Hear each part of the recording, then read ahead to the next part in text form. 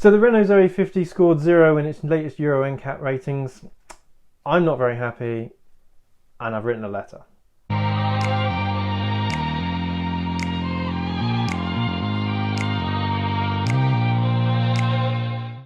Right, hi everyone. So I thought I'd just put this video together to show you what I'd written to Renault in my letter of complaint to them regarding the Renault Zoe 50 airbag situation.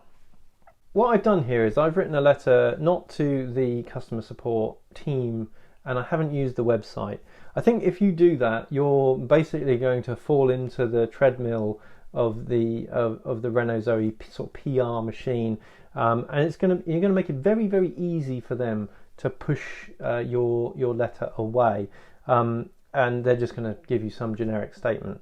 I'm, by the way, fully expecting a generic statement to come back here.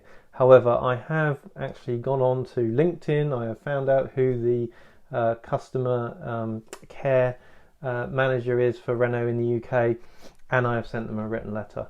So hopefully I might get a slightly more personal response than some of the generic stuff which I've seen coming back on some people's forum posts. Dear Peter, I have been a supporter of the Renault Zoe EV since purchasing our first Zoe ZE40 from you in 2018. Indeed, I've made several YouTube videos on the Zoe, having been completely sold on EVs ever since. In fact, the whole family has grown to love the Zoe. We enjoyed the class so much that in 2020 we purchased a new Zoe ZE50 GT line on the basis that it was a superior car in every way at a substantial cost of £33,505.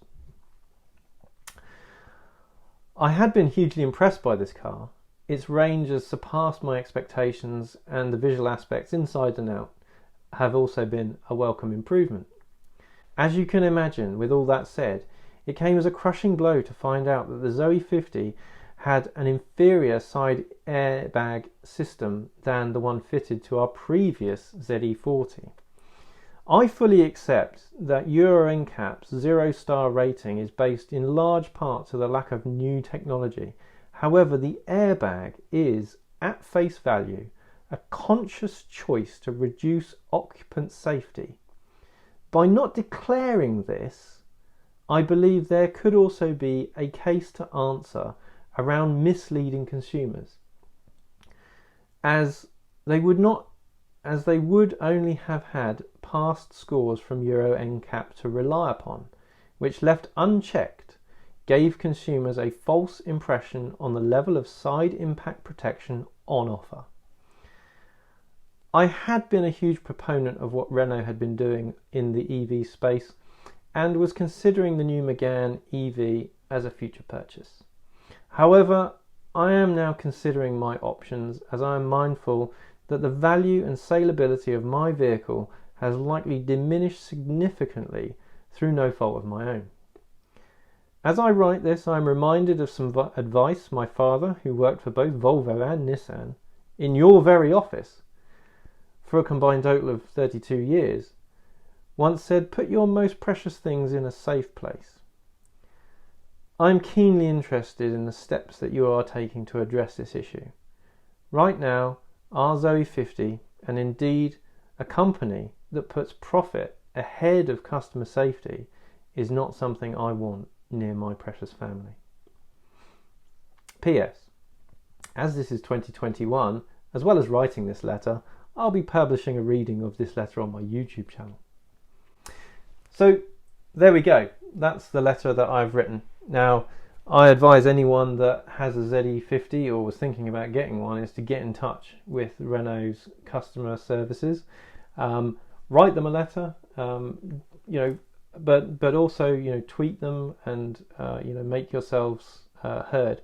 But that's my letter to them. I will let you know what I get in terms of a response, and what that then says.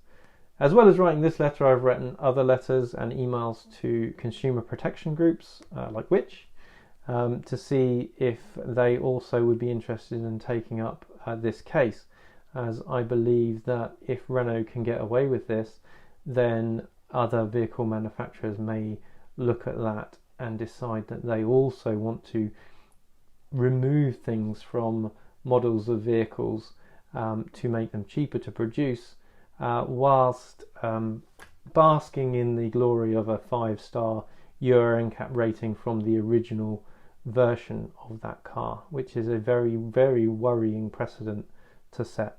Anyway, let me know what you think in the comments below, and we will see how this goes in the next one.